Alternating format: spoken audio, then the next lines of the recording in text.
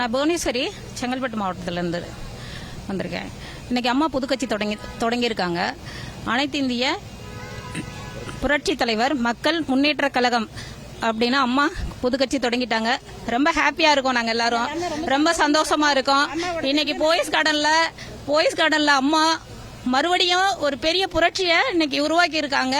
இன்னைக்கு அம்மா கழகத்தை புதுக்கட்சி தொடங்கிட்டாங்க.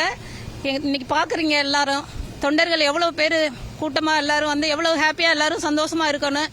நிச்சயமா 2026 தேர்தலில் அனைத்து இடங்கள்லயும் வேட்பாளர்களை நிறுத்தி அம்மாவும் இந்த தடவை போட்டியிட்டு கழகத்தை வென்றெடுத்து ஆட்சி அமைப்போம் நிச்சயமா. நான் வந்து என் பேர் சித்ரா தேவி. நான் மதுரை மாவட்டம் உசிலம்பட்டி தொகுதி. அம்மா வந்து அன்னைக்கு பசும்பொன்னில் கட்சி கொடியை அறிவிச்சாங்க. இன்னைக்கு கழக பேரை அறிவிச்சிருக்கிறாங்க. ரொம்ப சந்தோஷமா இருக்கு. எல்லா தொண்டர்களும் வந்திருக்கிறாங்க. மாண்புமிகு புரட்சித் தலைவர் அம்மா அவர்களின் திசை நோக்கி வணங்கி இன்றைய தினம் எங்களுக்கு எல்லாம் திருநாளாக கருதுகின்றோம்.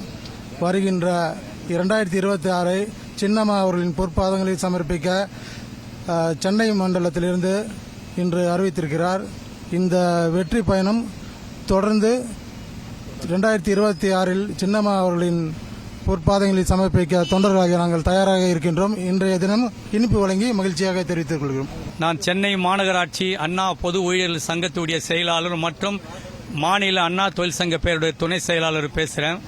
அதாவது வந்து நம்ம கட்சியில வந்து இந்த ரொம்ப இழிவான நிலைமையில போயிருக்கும் போது நம்மள வழி நடத்துறதுக்கு சரியான ஆள் தேவை இல்லாத இருந்த நேரத்தில் சின்னம்மா அவர்கள் மூலமாக குரல் கொடுத்து இந்த நாட்டு மீண்டும் புரட்சித் தலைவருடைய ஆட்சி அமைக்கணும்னு சொல்லிட்டு சபதம் எடுத்து அதுக்கு உண்டான கொடியை உருவாக்கி அதுக்கு தகுந்த கட்சியும் அறிவித்து இருக்கின்றார்கள். உண்மையான தொண்டர்கள் மகிழ்ச்சியோடு ஆவலோடு இருக்கின்றார்கள்.